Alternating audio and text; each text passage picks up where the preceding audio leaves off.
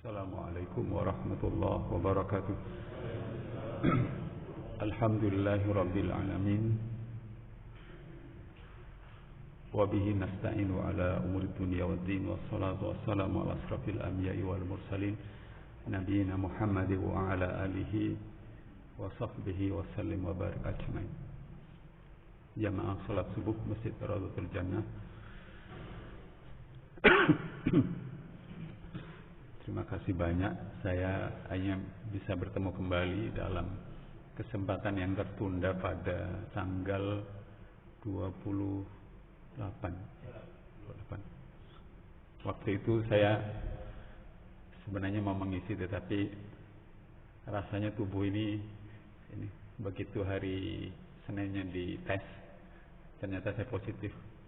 Tapi hanya 2 hari setelah itu alhamdulillah tubuh saya pulih. Tapi karena harus menjalani prosedur isolasi mandiri, 3 hari yang lalu saya tes lagi sudah negatif dan menyisakan batuk dikit-dikit. Ini batuk nasional kayaknya. Karena semalam saya kontak-kontakan dengan kawan-kawan pemain bola, ternyata dia satu keluarga kena dan sama batuk, demam dan pusing. Mudah-mudahan kita diberi kekuatan dan kesehatan oleh Allah Subhanahu wa taala sehingga kita makin menghargai arti nikmat yang kata Rasulullah sallallahu alaihi wasallam, nikmatani maghbunun fihi makatsirun minan nas, as-sihhatu wal fararu. 2 pemberian Sang Pencipta kehidupan kepada manusia yang seringkali gagal dimanfaatkan dengan baik adalah saat manusia diberi kesehatan dan saat manusia diberi waktu luang oleh Allah Subhanahu wa taala. Jamaah rahmatullah, materi ini materi yang tertunda pada saat seharusnya saya menyampaikan pada 2 pekan yang lalu, jamaah. Saya bersyukur materi ini tertunda 2 pekan karena banyak kejadian selama 2 pekan bahkan sebulan terakhir ini yang saya alami. Yang terbaru itu hari Jumat kemarin saya punya majelis rutin dengan kawan-kawan dokter spesialis tenaga kesehatan di patologi anatomi Fakultas Kedokteran UNER. Nah, yang istimewa Jumat sore itu saya ngisi bareng dengan mahasiswa Fakultas Kedokteran dari Gaza yang menjadi mahasiswa Fakultas Kedokteran UNER dengan dia statusnya itu hafid 30 juz. Luar biasa. Dan panitia memintanya untuk berbagi bagaimana pengalaman Gaza itu dari 2 juta penduduknya 100.000-nya itu hafal 30 juz. Bisa bandingkan itu rasionya berapa tuh? 2 juta tapi 100.000-nya hafal 30 juz.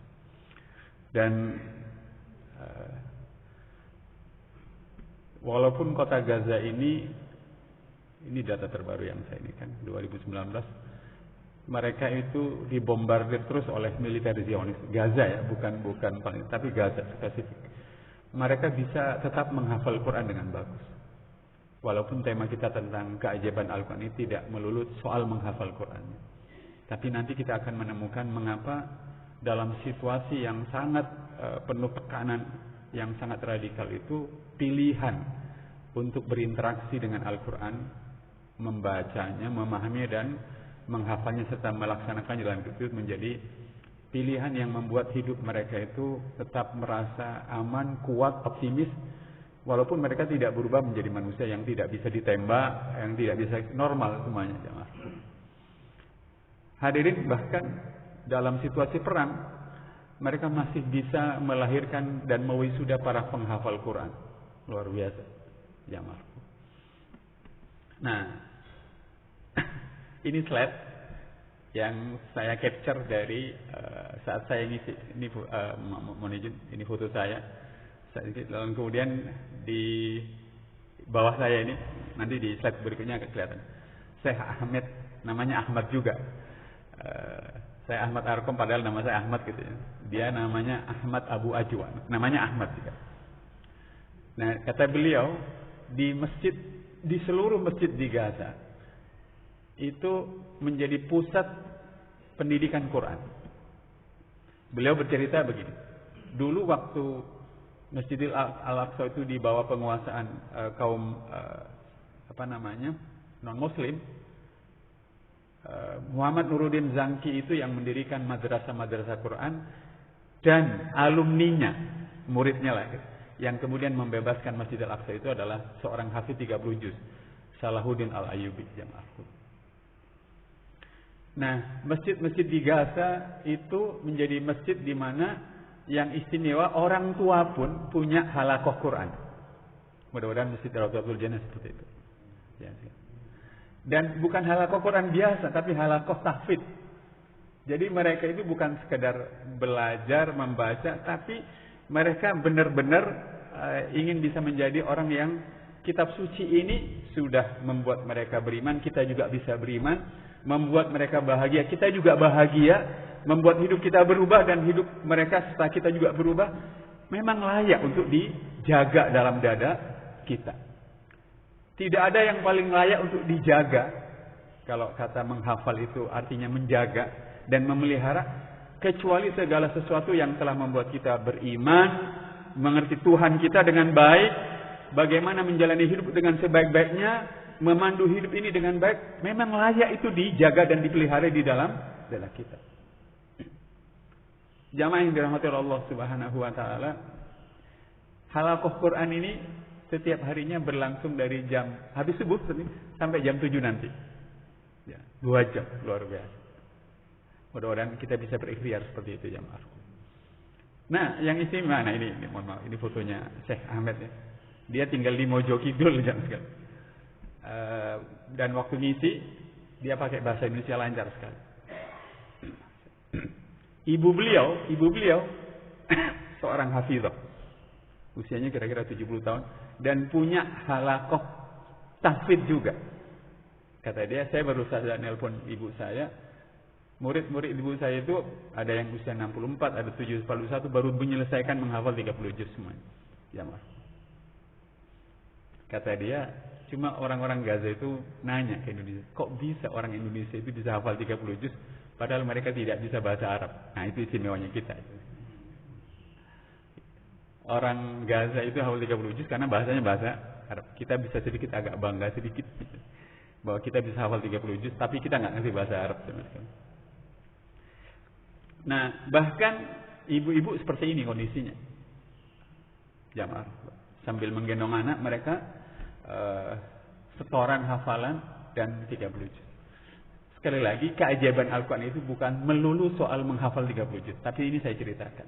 Kata beliau, orang-orang tua yang saya gambarkan itu, mereka berpesan, kalian, maksudnya kepada anak-anak muda itu, kalian harus lebih baik dalam menghafal Quran dan melaksanakan hidupnya. Karena di zaman kami itu dibatasi, dilarang oleh Israel dan segala macam.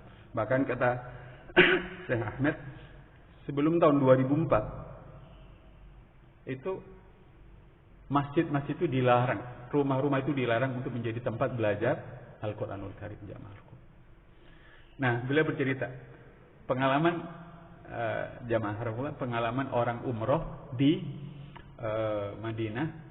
Waktu di Madinah ada orang yang sangat saking cintanya pada Al-Quran. Ini sisi keajaiban yang lain. Jadi orang ini beliau tidak jelaskan, yang jelas tidak bisa baca Quran. Setiap masuk ke Masjid Nabawi, beliau itu selalu mencari orang, kan banyak di Masjid Nabawi itu yang sedang tidak baca Quran, yang tidak, pokoknya sedang istirahat gitu. Dan beliau bilang, apakah Anda berkenan membacakan Al-Quran buat saya? Karena saya tidak bisa membaca Al-Quran, saya hanya ingin mendengarkan Anda membaca Al-Quran. Permintaan itu dia sampaikan dengan tulus, dan hampir semua orang yang dimintanya dan tidak sedang sibuk dengan ibadah di Masjid Nabawi itu berkenan membaca Al-Quran untuk dia yang tidak bisa baca Al-Quran. Begitu cara dia untuk bisa mendengarkan Al-Quran karena dia tidak bisa membaca. Berkali-kali selama masa-masa umroh. Kita tahu kalau orang ke Madinah umroh itu kan di Madinah kadang-kadang 3 hari, 4 hari dan segala macam. Nah, suatu saat jamaah kata Syekh ini, Mahasiswa Ahmed ini, pas Orang yang diminta membaca Al-Quran oleh jamaah umroh yang tidak bahasa itu pas sampai pada ayat sajadah yang mesti kalau kita mendengar harus sujud. Nah, karena dia nggak ngerti apa-apa, begitu yang membaca Al-Quran itu sujud karena ayatnya memang sujud, misalnya diantaranya fasjud waqtarib, maka sujud dan mendekatlah pada surat 96. Maka dia ikut sujud. Nah, tetapi yang ajaib terjadi adalah pada saat yang membaca itu bangkit dari sujudnya, si jamaah umroh yang suka mendengarkan Al-Quran dari bacaan orang lain itu hanya tetap sujud dan meninggal pada saat sujud pada Allah Subhanahu wa ta'ala. Saya merenung, seluar biasa itu Allah memuliakan orang yang mencintai Al-Quran walaupun jamaah Rasulullah tidak bisa membacanya. Mudah-mudahan Allah memuliakan kita sehingga sisa umur kita benar-benar kita wakafkan waktu kita untuk Al-Quranul Karim, karena Al-Quran akan makin mengenalkan kita kepada Tuhan semesta kehidupan Allah Subhanahu wa ta'ala, menunjukkan kepada kita bagaimana beribadah dengan baik kepadanya, bagaimana membentuk hidup dengannya, dan jamaah Rasulullah bagaimana hidup ini dijalani dengan sebaik-baik. Ada hal lain yang ingin saya bagikan. Kira-kira pertengahan Januari di rumah tuh saya mendapati buku yang judulnya itu Orang Sibuk Pun Bisa Hafal Quran. Bukunya saya bawa. Nah, bukunya seperti ini jemaah. Tebalnya kira-kira sekitar 150 halaman. Saya kaget karena penulisnya 2 dokter. Yang satu dokter spesialis bedah yang hafal 30 juz. Namanya Dr. Rajib Asirjani. Saya kenal nama beliau ini. Tadinya saya kira beliau itu doktor. Ternyata dokter. Spesialis bedah dan hafal 30 juz. Penulis pertamanya adalah Dr. Abdul Muhsin. Dokter biasa. Yang suatu saat Dr. Abdul Muhsin ini ketemu Dr. Rajib Asirjani yang sudah ahli bedah. Dia bilang gini, "Apa Anda sudah hafal 30 juz?" Dia bilang, "Saya sibuk, dokter." Lalu kata Dr. Rajib Asir, sibuk itu alasan saja. Hilangkan saja alasan dari pikiranmu, maka engkau akan hafal 30 juz. Beberapa waktu kemudian dia bertemu dan ternyata dia bisa hafal 30 juz. Tapi saya ingin menyampaikan keajaiban Al-Quran itu bukan keajaiban sekedar orang sibuk bisa hafal Al-Quran. Tapi yang mau saya bagikan jamaah Rasulullah adalah saya kontak panitia penerbitnya, boleh nggak saya beli buku? Loh Pak, itu Bapak harus beli mushafnya. Mushaf ini itu hadiah. Bapak harus beli 84.000, nanti kami kasih hadiah. Hadirin, setelah saya buka buku ini, satu yang membuat saya takjub adalah seorang sopir truk di Riyadh, hafal 30 juz, cara dia memurajaah, mengulang-ulang hafalnya setiap berada di lampu merah. Karena di luar itu dia tidak punya kesempatan waktu yang sangat istimewa. Ada manajer Telkom, kemudian ada pemain bola, hafal 19 juz dan segala macam. Hadirin sekalian. Nah, saya ingin sengaja membuka dengan cerita-cerita itu agar kita merasakan bahwa Al-Quran itu adalah sesuatu yang menakjubkan. Mari kita masuk lebih serius. Hadirin bisa buka firman Allah dalam surat 13 ayat 31.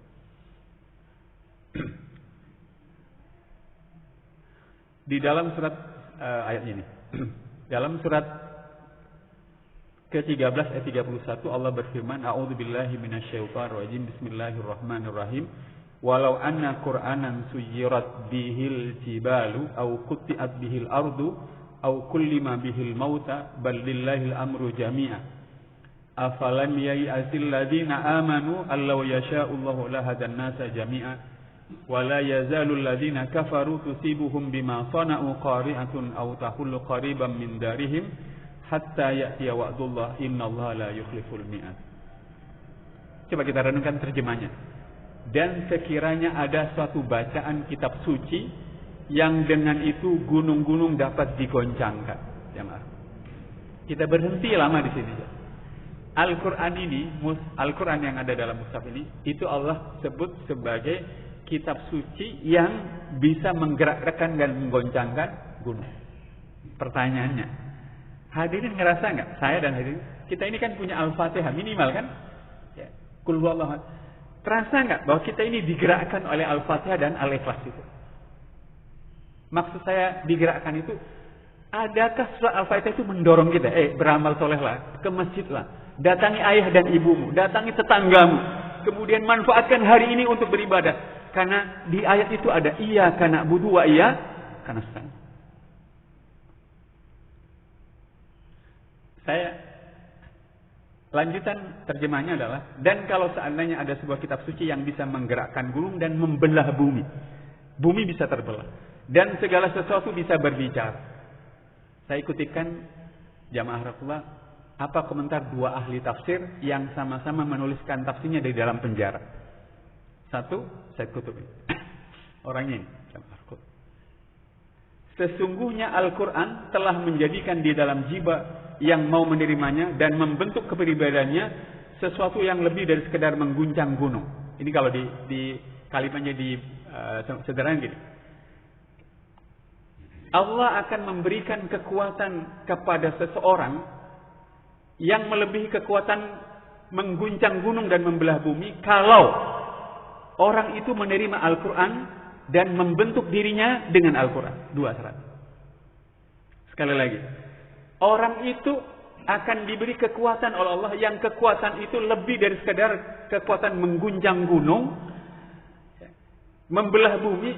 Dua syarat. Satu, dia terima Al-Quran dengan apa? Dengan iman. Karena di lain ayat itu berkomentar, dalam Al-Quran itu ada petunjuk, ada arahan, ada rahasia yang kuncinya itu untuk membukanya iman terlebih dahulu. Kalau tidak ada iman, Al-Quran hanya didebat, hanya dianalisis, tidak ada iman, semua perbendaharanya tidak akan terbuka bagi orang yang tidak menerimanya dengan iman. Kata Said Qutb, kalau kita ingin mendapatkan kekuatan melebihi kekuatan gunung, maka terima dan bentuk hidup kalian dengan Al-Quranul Karim. Saya beri contoh yang praktis saja. Jamaah Rasulullah, apa yang membuat Bilal bin Rabah itu? Kita tahu kan dalam sejarah, budak dari Abu Jahal, begitu kemudian dia masuk Islam, dia disiksa memiliki daya tahan yang luar biasa. Maksudnya daya tahan luar biasa itu bukan berarti disiksa tubuhnya tidak terluka, enggak. Kita tahu kan dalam sejarah, laki-laki budak hitam ini disiksa, ditindih batu, di padang pasir, tapi dia tetap bertahan dengan keimanan yang luar biasa. Iman itu yang membuat, kalau pakai kalimatnya Said Qutb, dia mendapatkan kekuatan yang sangat besar sekali. Kenapa? Karena Al-Quran itu diterimanya dengan iman. Dan dia bentuk dirinya dengan iman. Atau dua sahabat Nabi yang sama-sama statusnya rendah, yaitu Sumayyah dan Yasir. Mereka punya anak namanya Ammar bin Yasir. Gara-gara mereka beriman dengan Al-Quran yang disampaikan oleh Rasulullah, mereka harus menjalani hidupnya dengan mati syahid. Mohon maaf, yang Sumayyah itu dibentangkan, ditombak kemaluannya, mohon maaf, dan meninggal dalam keadaan beriman. Yasir dicekik gara-gara dia beriman. Pertanyaannya, kenapa tiba-tiba manusianya sekuat ini? Karena itu tadi, hatinya membuka, menerima Al-Quran dengan iman kepada Allah Subhanahu, iman kepada Al-Quranul Karim. Kira-kira saya ingin menjelaskan kata Said Qutb, kekuatan yang melebihi kekuatan gunung asal Al-Quran itu diterima dengan iman dan bentuklah hidup kita dengan Al-Quran. Coba kita lihat komentarnya Profesor Dr. Hamka dalam tafsirnya. Dua orang ini sama-sama menulis tafsirnya di dalam penjara. Kata Hamka, bagian bawah itu yang saya tulis di bawah. Orang yang telah mati, yaitu mati semangatnya karena mati cita-citanya, menjadi hidup kembali dan bercakap dan suaranya didengar oleh dunia. Hadirin, salah satu pesantren besar yang menyuplai pejuang untuk memerdekakan Nusantara ini adalah pesantren Tegalsari di Ponorogo. Dan salah satu murid santrinya yang luar biasa adalah Cokro Aminoto. Pertanyaannya, bagaimana Cokro Aminoto begitu kuat berhadapan dengan situasi di mana rakyat di negeri ini masih tertindas? Saya baru beli buku Cokro Aminoto karya Mikhail Marasabesi, orang Muslim. Jadi pada suatu saat Cokro Aminoto itu sakit 2 hari berturut-turut. Nah, pas sakit itu hadiskan, dia tiba-tiba mengalami situasi yang unik gitu. Keluarganya menyebutnya dia sedang tidur, tapi pas tidur itu hadirin sekalian, Cokro ini tiba-tiba ngigau, mimpi dan berbicara. Cuma pas dia berbicara itu, dia baca Al-Quran dengan suara yang sangat indah. Kalau bacanya Ustaz Ferry tadi ya kira-kira seperti itu, dengan suara yang sangat luar biasa. Dan itu membuat orang yang melihatnya, keluarganya itu merasa aneh. Bangunkan dia. Apa yang terjadi dengan dia? Begitu ditepuk dan dibangunkan, dia bilang, saya didatangi Rasulullah SAW. Hadis sahih kan? Siapa yang bermimpi didatangi Rasul itu pasti benar. Itu hadis sahih. Tapi yang saya renungkan adalah kedatangan seorang Rasul di mana Cokro Aminoto itu membacakan dengan suara yang sangat agung, luar biasa. Dan itu yang membuat beliau itu kuat berjuang. Selama beliau berjuang itu, beliau tidak pernah membolehkan kekerasan menghadapi Belanda. Beliau berjuang dengan cara yang luar biasa. Nah, perlu diketahui pesantren Tegal Sari itu, tempat Cokro Aminoto adalah pesantren yang secara rutin mengirim santri-santrinya untuk berjuang bersama Pangeran Diponegoro pada perang 1825 sampai 1830 jamaah. Hadirin, kalau kita menggunakan kata-katanya Hamka, orang yang telah mati semangatnya, tapi karena dengan Al-Quran cita-citanya menjadi hidup. Sekarang jenengan dengan saya menghadapi COVID, menghadapi usaha yang sedang terpuruk, menghadapi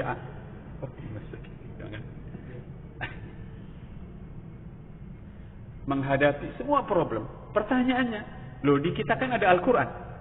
Kalau menggunakan kata-katanya Hamka, kenapa Al-Quran itu tidak menghidupkan keyakinan kita, menyalakan harapan kita, bahwa semua masalah kecil selama kita beriman kepada Allah Subhanahu wa taala, selama kita berpegang kepada Allah, dan Allah menjamin dalam surat ketiga ayat 160, "Iyansurkumullah fala ghaliba lakum." Kalau Allah sudah menolong kalian, tidak akan ada yang bisa mengalahkan kalian. Profesor Dr. Hamka dalam Tafsir Al-Aziz itu bercerita, yang menjadi saksinya itu sipir penjara yang jaga selnya Hamka. Pada suatu hari dia didatangi oleh petugas, kayaknya polisi. Bukan kayaknya, memang polisi. Yang polisi ini membawa alat untuk membunuh Hamka. Strum.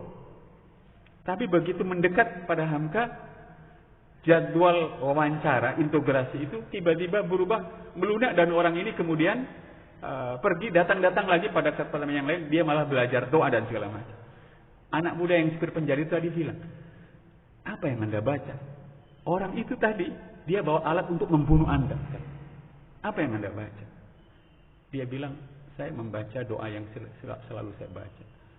Saya berdoa dengan hasbunallah wa ni'mal wakil dan segala macam.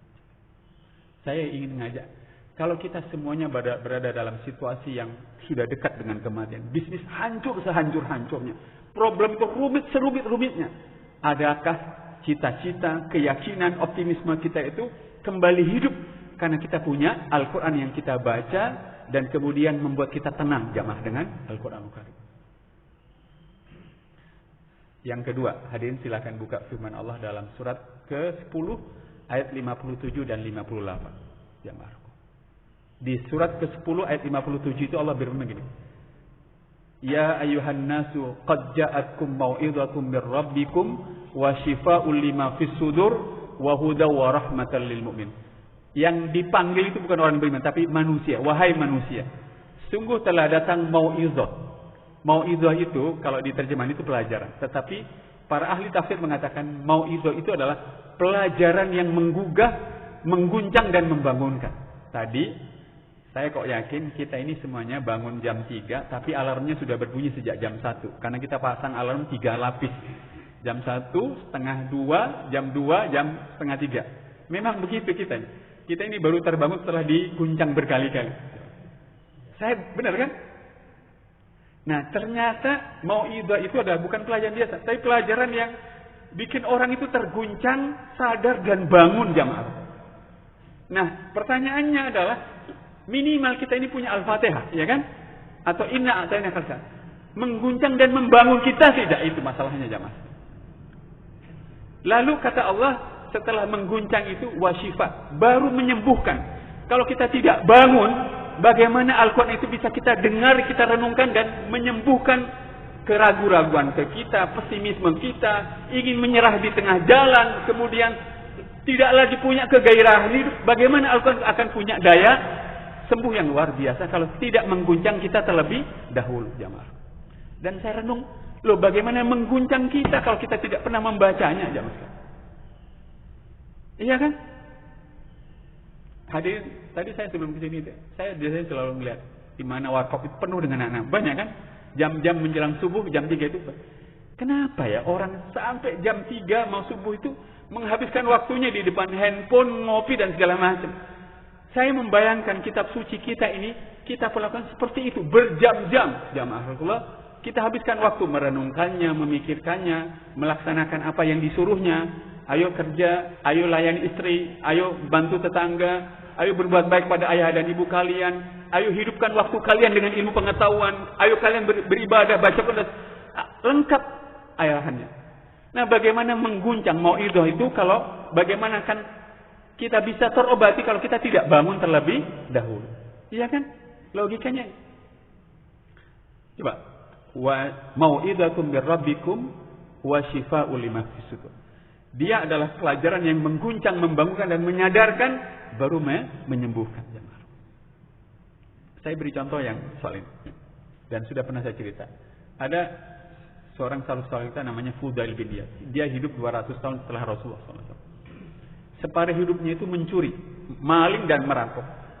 Dia ini mohon maaf, kemudian berhenti mencuri gara-gara pada saat tidak mencuri malam hari, rumah yang dia curi itu milik seorang wanita yang sedang baca Al-Quran.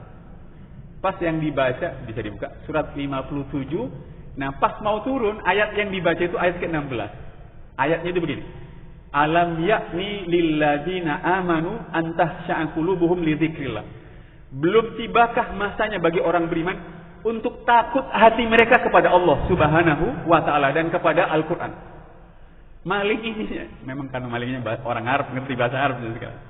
Itu langsung terhenti, nggak jadi turun. Dia bilang, sampai kapan saya akan begini? Terus sampai kapan saya ini tidak takut kepada Tuhan yang menciptakan saya? Saya juga merenung ya. Sampai kapan kita ini berlama-lama tidak punya banyak waktu untuk Al-Quran? Sampai kapan kita itu pikiran utama kita itu isinya adalah Al-Quran, bukan yang lain-lain, jamaah.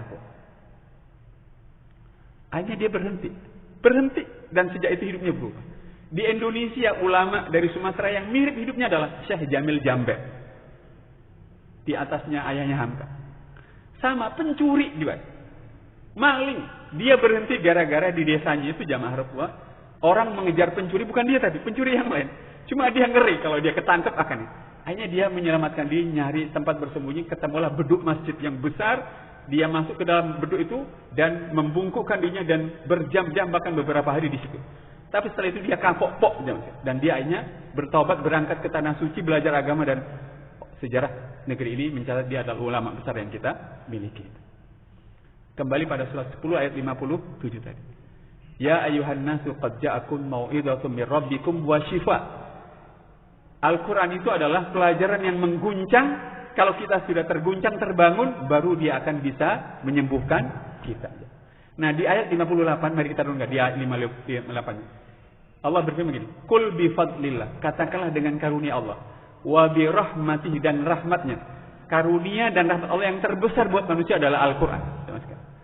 Fa bidzalika, maka dengan itu, falyafrahu, hendaklah mereka berbahagia. Allah menyuruh kita itu merasa berbahagia kalau kita punya Al-Quran. Dzalika khairum mimma yajma'un. Itu lebih baik daripada orang lain yang mengumpulkan harta, mengumpulkan rumah, mengumpulkan pengikut, mengumpulkan konstituen, apa saja. Lebih baik kalau orang itu punya Al-Quran. Kalau dia penguasa tapi hafal 30 juz dan hidup dengan Al-Quran, luar biasa. Kalau dia orang kaya sekaligus punya Al-Quran dan mengamalkannya, itu luar biasa. Tapi kalau kita punya Al-Quran tidak punya yang lain-lain, Allah bilang itu lebih baik dibandingkan manusia yang mengumpulkan yang lain. Saya merenung itu jam. Sebut saja ya, mohon maaf, di antara kita ada orang yang paling kaya, dan mohon maaf saya bertemu dengan orang yang paling kaya, setidak-tidaknya untuk yang saya ketahui. Dia bilang, Pak Arkom, saya sudah cerita, cicilan saya ke bank itu per bulan 2 miliar, tapi pendapatan saya per bulan 40 M. Orang yang muslim, jamaah. Saya melihat betul bagaimana dia itu luar biasa, jor-joran. Kapan hari itu sopir pribadinya itu meninggal karena tumor otak. Begitu takziah, dia dengan ringan itu mengeluarkan uang untuk membebaskan tanah di dekat masjidnya yang meninggal itu, yang butuh dana 200 juta. Gampang sekali. Nah, kalau ada orang seperti ini, jamaah sekalian, di dalam dirinya ada Al-Quran, maka Al-Quran itu memudahkan dia untuk seperti itu. Tetapi kalau kita tidak seperti ini, kita hanya punya Al-Quran, maka dalam situasi kita diberi anugerah rezeki oleh Allah, Al-Quran itu yang nyuruh berinfaklah, berbagilah dan segala macam. Kalau kita sedang bekerja, Al-Quran itu yang nyuruh kita bekerjalah, jangan putus asa. Kalau masa-masa bekerja itu masih tidak segera mendatangkan rezeki dari Allah Subhanahu wa Ta'ala. Al-Quran menjadi penggerak, pengingat dan penggugah kita setiap saat. Nah, hadirin yang dirahmati oleh Allah Subhanahu wa Ta'ala. Ini surat yang terakhir yang mau saya sampaikan. Bagaimana sih kita bisa merasakan keajaiban berat sama Al-Quran? Saya menurutnya hubungkan diri kita dengan Al-Quran sekuat-kuatnya, sesering mungkin, seberkualitas mungkin. Dengan cara satu, menerimanya dengan iman. Ya, terima Al-Quran itu dengan iman. Di banyak ayat Allah bilang, apa engkau kira Al-Quran itu main-main? Ada ayat begitu. Saya merenung. Cobalah hadirin sedikit berpikir. Al-Quran ini main-main. Coba aja berpikir. Karena memang ada ayat begitu. Apa engkau kira Al-Quran itu main-main? Di lain ayat Allah bilang gini, setelah Al-Quran ini kepada mana lagi kalian akan beriman? Jadi kalau Al-Quran bilang yang menciptakan hidup ini adalah yang mengaturnya, memilikinya, dan kalian akan kembali. Loh, kalau kita tidak percaya pada itu, terus mau percaya kepada yang mana? Al-Quran bilang orang baik dibalas, orang jahat akan disiksa. Terus kalau kita tidak percaya kepada itu, percaya mau kemana lagi? Al-Quran bilang ayah dan ibu itu harus dihormati. Kalau kita tidak percaya kepada itu, berarti kebalik kan? Jamaah. Al-Quran bilang kalau kalian punya anak, didiklah sebaik-baiknya. Kalau kita tidak percaya pada itu, berarti sebaliknya kan? Begitu seterusnya, jamaah. Ada surat ke-23 ayat 115 itu. Apa kalian mengira bahwa hidup kalian diciptakan dengan sia-sia dan main-main? Kalau dibalik, berarti hidup ini sia-sia. Nggak karu-karuan. Sementara matahari terbit, angin kemudian bergerak, hujan turun, kemudian tanaman tumbuh, dan segala macam. Maka, kalau kita ingin merasakan keajaiban dengan Al-Quran, terimalah Al-Quran dengan iman. Sesering mungkin iman itu diperkuat, sesering mungkin itu iman diperbaru. Kata Said Qutb dalam surat ke-27 ayat kedua ketika menafsirkan huda wa busyra lil mu'minin. Al-Quran itu petunjuk dan kabar gembira bagi orang beriman. Setiap kali hatiku imannya segar, Al-Quran akan membukakan rahasia yang semakin banyak. Setiap kali iman ditumbuhkan, dijaga dan dikelola, rahasia luar biasa Al-Quran itu akan terbuka selebar mungkin. Itu yang pertama. Oleh karenanya pekerjaan menerima dengan iman, menyuburkan, dan itu menjadi pekerjaan yang kedua adalah membacanya sesering mungkin, tetapi membacanya dengan iman, jamaah. Membacanya sering, tapi membacanya dengan iman. Hadirin yang dirahmati oleh Allah Subhanahu wa Ta'ala. Habis ini nih, kita punya aktivitas goes, sarapan, tidur karena capek mulai sejak jam 3 atau jam itu kita tahajud ya. Kemudian apa saja? Atau baca Quran. Coba pilih salah satu. Pilih baca Quran. Mungkin kita akan mengatasi rasa ngantuk sebentar ya. Dan kalau ngantuk itu baca Quran jangan dihilangkan, gerak-gerak sedikit ya, lemaskan, hilangkan ngantuk, baca Quran. Luangkan itu 10 menit, 15 menit, 30 menit sampai itu. Rasakan perbedaan. Apa yang akan Allah berikan langsung kepada orang yang baca Quran? Yang Allah berikan langsung pada orang yang baca Quran itu ketenangan. Makanya di samping itu saya tulis ruhnya segar, tenang dan bertenaga. Jamaah. Ini laptop saya sudah saya pasang sejak tadi saya berbicara sekian menit. Ya. Berarti sudah mau habis ya. Nah kalau mau bertenaga lagi maka harus dicolokkan. Tanda-tanda rohani kita tidak bertenaga itu mulai capek, kecewa, putus asa, merasa tidak diperhatikan, kemudian jengkel, hidup tiba-tiba pesimis, terlalu merasa direpoti banyak perkara. Ibu nanya, istri nanya, anak membebani, takmir merepoti kita. Terlalu begitu. Itu tanda rohani sudah kehilangan tenaga rohani. Kalau sudah begitu, bacalah Al-Quran sesering mungkin, sebanyak mungkin. Jamaah. maka ruh kita akan hidup segar dan makin diberi tenaga oleh Allah Subhanahu wa taala. Makanya waktu saya browsing di Facebook itu mencari video tentang pejuang Gaza, ada video buatan TV One yang salah satu narasinya adalah pejuang Gaza itu ketika berhadapan dengan pejuang Israel itu, mereka bisa bertahan dengan sebotol air mineral, kemudian satu kantong kurma dan satu mushaf di tangan mereka. Mereka bisa berjuang dari tempat yang paling sudah hancur, lebur. Walaupun Israel memberi, tapi mereka pejuang yang hebat. Bukan tidak bisa ditembak, bukan tidak bisa berdarah, tetapi mental mereka begitu luar biasa. Jamaah kita ini mau nunggu apa lagi jamaah sekalian? Mau nunggu orang hebat dan enggak. Di kita ini ada Al-Quran yang Allah bilang kekuatannya bisa menggerakkan gunung asal. Terima dia dengan iman, bentuk hidup kita dengan Al-Quran, baca sesering mungkin, kemudian dengarkan, renungkan arahan-arahannya dan arahkan hidup kita dengan Al-Quranul Karim. Yang ketiga adalah, mohon maaf saya lanjutkan. Tadi begitu kita membaca sesering mungkin, Allah akan segarkan rohani kita akan hidup dan kita akan tenang. Yang belum saya tulis di sini, dada kita akan dilapangkan. Ini pengalaman saya kemarin pas tes PCR pertama Pak Uda. Saya punya dua harapan dalam mudah-mudahan tes PCR-nya negatif. Satu, berarti tapi saya mikir kalau negatif padahal kondisi tubuh saya sudah seperti ini, lalu hanya positif, pasti saya kecewa. Cepat-cepat saya geser perhatian. Enggaklah. Saya hanya minta ya Allah, lapangkan dada saya, tenangkan saya kalau hanya positif dan kalau positif mudah-mudahan saya dilapangkan. Sambil saya baca apapun yang saya hafal atau yang itu. Nah benar tesnya hasilnya positif. Hanya saya tidak kecewa karena sudah. Tetapi kelapangan dada yang Allah berikan pada saya itu ketika membaca Al-Quran itu yang penting buat kita. Bukankah kita sudah sering menghadapi momen-momen seperti itu?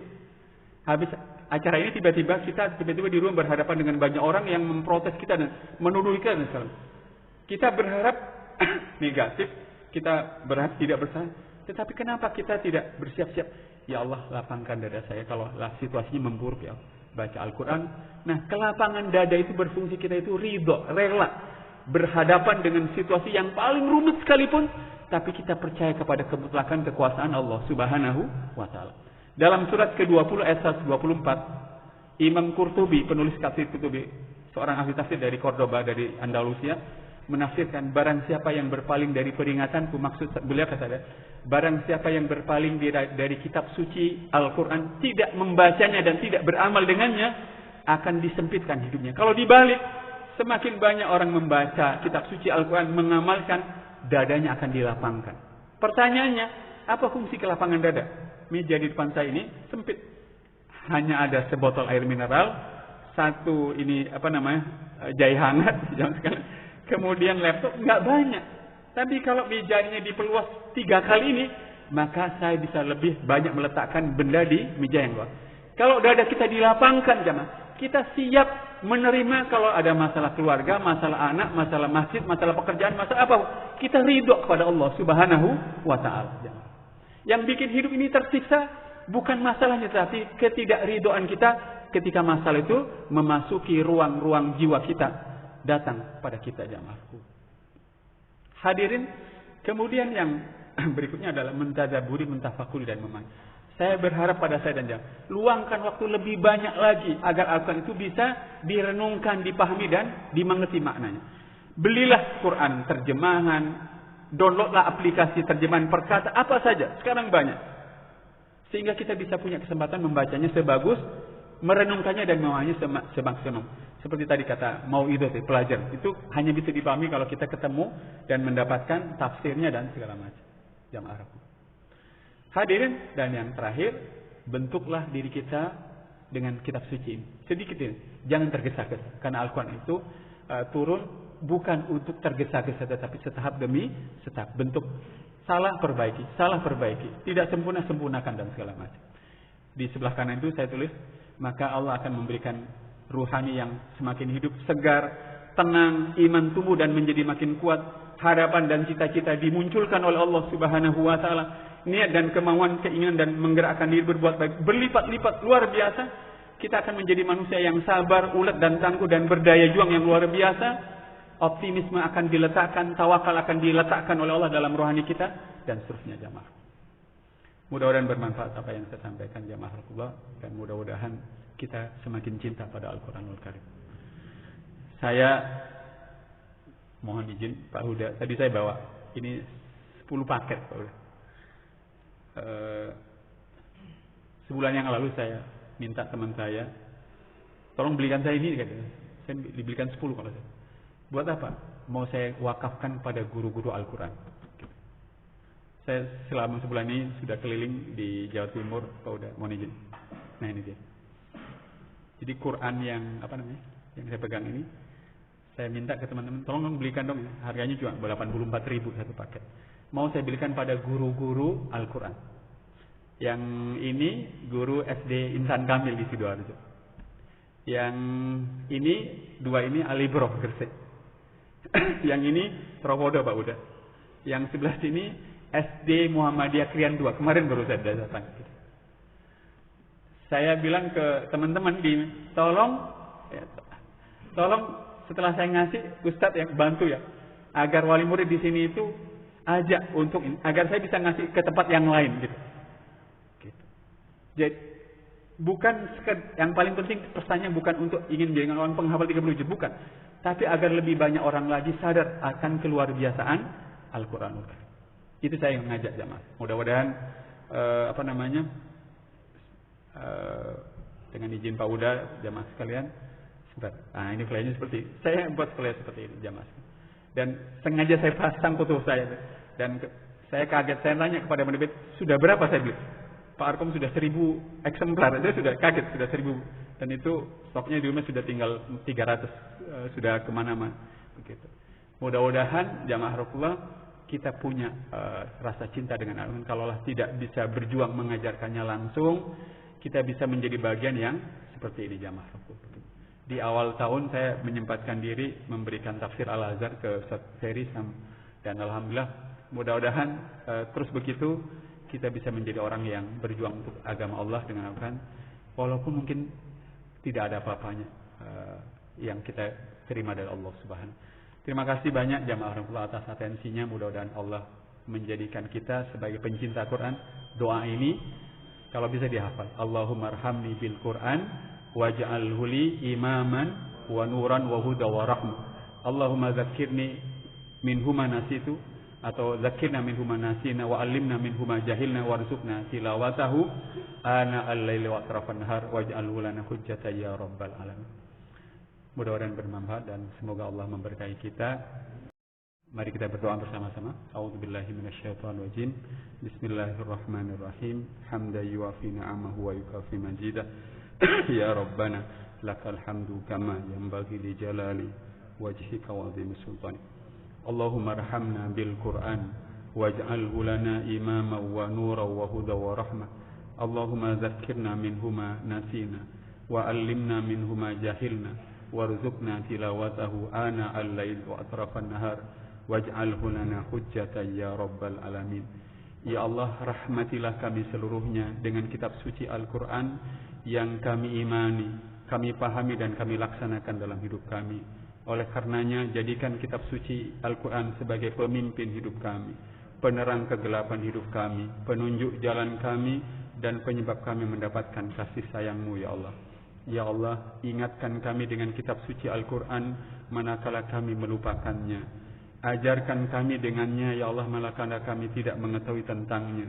Oleh karenanya berilah kami kesempatan membacanya sepanjang siang dan malam dalam hari-hari kehidupan kami. Membacanya dengan iman, tadabbur, dan untuk dilaksanakan dalam kehidupan kami. Jadikan kitab suci Al-Quran yang kami perlakukan seperti itu ya Allah sebagai pembela kami kelak di hadapan-Mu. Rabbana atina fid dunya hasanah wa fil akhirati hasanah wa qina adzabannar wa qina adzabannar wa qina adzabannar. Subhana rabbika rabbil izzati amma yasifun wa salamun alal mursalin walhamdulillahi rabbil alamin. Jamaah sekalian, mohon maaf atas kurang sempurna saya membawakan materi. Suara saya juga keganggu batuk. Subhanakallahumma wa bihamdika asyhadu an la ilaha illa anta astaghfiruka wa atubu ilaik. Wassalamualaikum warahmatullahi wabarakatuh.